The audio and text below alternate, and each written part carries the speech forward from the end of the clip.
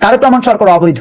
হাদির ভাই পালায়ে গেছে, হাদির বোন নাকি ভিসার জন্য আবেদন করছে, হাদির বোন নাকি চলে যেতে চায় লন্ডনে। অতএব সব হিসাব নিকাশ কইরা তারপর সিদ্ধান্ত নিবেন আপনারা কোন দিকে যাবেন। এখনো বাংলাদেশে গত 2 বছরের টোটাল সরকার অবৈধ। ইউনূস সরকার অবৈধ, তারেক রহমান সরকার অবৈধ। এই বিষয়গুলো কিন্তু মাথায় রাখতে হবে। বৈধতা দেওয়ার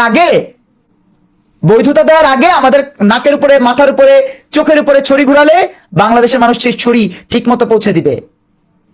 আমরা কিন্তু হাদির উত্তরসূরি না, আমরা কিন্তু হাদির উত্তরাধিকার না, আমরা হাদির বিরোধী পক্ষ।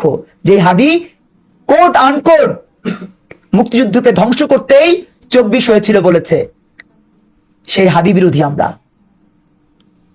মামলা করবা, জিডি করবা, অভিযোগ করবা, মব করবা, করো না, করো।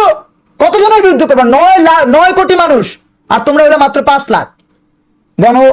গণভবন লুট করছে 5 লাখ, উত্তর থেকে আসছে 5 লাখ, যাত্রাবাড়ি থেকে আসছে 5 লাখ, সব মিলায় 5 লাখ। সেই 5 লাখের মধ্যে আবার কারিনা নাই, হাদি নাই, অমুক নাই, তমুক নাই, আত্মহত্যা করে মরে যায়, দেখছো না? পালায় যায়, ডোমিনিকানের নাগরিক হয়। তোমাদের বাবা রিয়াদ সাহেব কই? রিয়াদ সাহেব তো পালায় গেছে। তোমাদের বাবা মনির হায়দার কই? পালায় গেছে। তোমাদের বাবা ওই যে প্রথম আলোর প্রোডাক্ট মুস্তফা, এত লম্বা লম্বা লেকচার দেয় ইউটিউবে, আসে না তো, পালায় গেছে। হাদির ভাই পালায় গেছে, হাদির বোন নাকি ভিসার জন্য আবেদন করছে, হাদির বোন নাকি চলে যেতে চায় লন্ডনে। অতএব সব হিসাব নিকাশ কইরা তারপর সিদ্ধান্ত নিবেন যে আপনারা কোন দিকে যাবেন। আপনারা কি ডোমিনিকান যাবেন, না জর্জিয়া যাবেন, না বঙ্গোপসাগর পার হয়ে মিয়ানমার যাবেন, না মালয়েশিয়া যাবেন? কোথায় যাবেন এখনই সিদ্ধান্ত নেন। কারণ জুলাই থেকে জুলাই 2 বছরে শুধুমাত্র প্রতারণা পেয়েছে বাংলাদেশের মানুষ।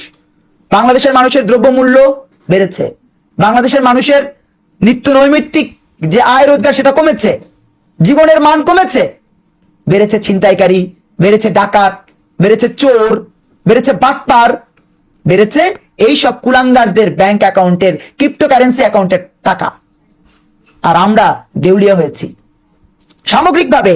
এই 24 জুলাই থেকে 26 জুলাই এখন পর্যন্ত, এই মুহূর্ত পর্যন্ত আমরা পরাজিত হয়েছি সেই যুদ্ধাপরাধীদের কাছে। যে যুদ্ধাপরাধীরা বঙ্গবন্ধুর বাংলায় বৈষম্যের ঠাঁই নাই এই স্লোগান তুলে দিয়েছিল শিক্ষার্থীদের মুখে। এই স্লোগান তুলে দিয়ে একটা আন্দোলন করে তারপর সেই আন্দোলনের ঘাড়ে পাড়া দিয়ে সংসদে চলে গেছে 74টা যুদ্ধাপরাধী এবং যুদ্ধাপরাধীদের সমর্থক। দেখলে এক একটাকে দেখলেই মনে হয় যে আমাকে রাতে রাক্ষসের মতো চিবিয়ে খাবে।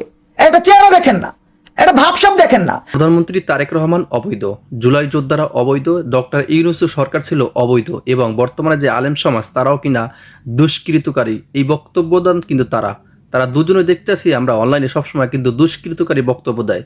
এই বক্তব্যের কারণেই কিন্তু আজকে তাদের এই দশা।